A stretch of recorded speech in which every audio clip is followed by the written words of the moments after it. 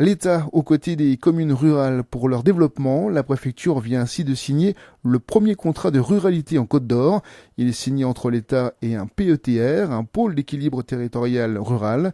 Celui-ci regroupe 67 communes de la communauté des communes de Mirebelois-Fontenoy et celle du Val-de-Saône. Parmi les villes principales du secteur, Mirebeau-sur-Bèze évidemment, Auxonne ou encore Fontaine-Française.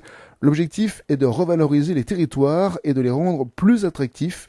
Différents projets sont menés par les communes.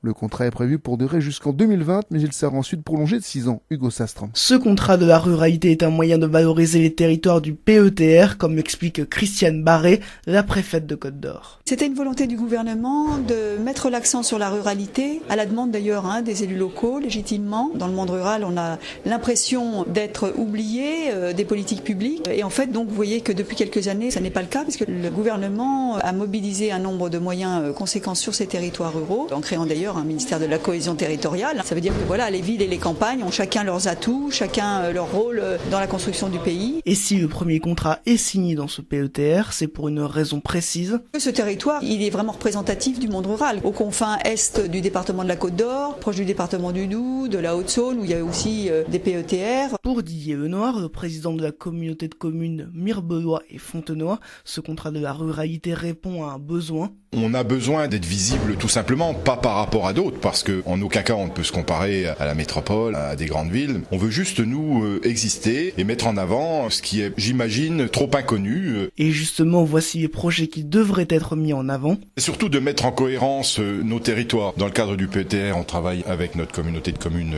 voisines pour que nos visiteurs puissent rester un peu plus d'un après-midi ou d'une journée. Sur le Mirebelois, nous avons le centre socio-culturel qui se rénove et on aura dans ce cadre-là un centre d'interprétation sur le passé glorieux de la 8e Légion qui a séjourné très longtemps sur notre territoire avec de très très beaux restes, des choses à voir. Dans les prochains jours, d'autres contrats de la ruralité seront signés.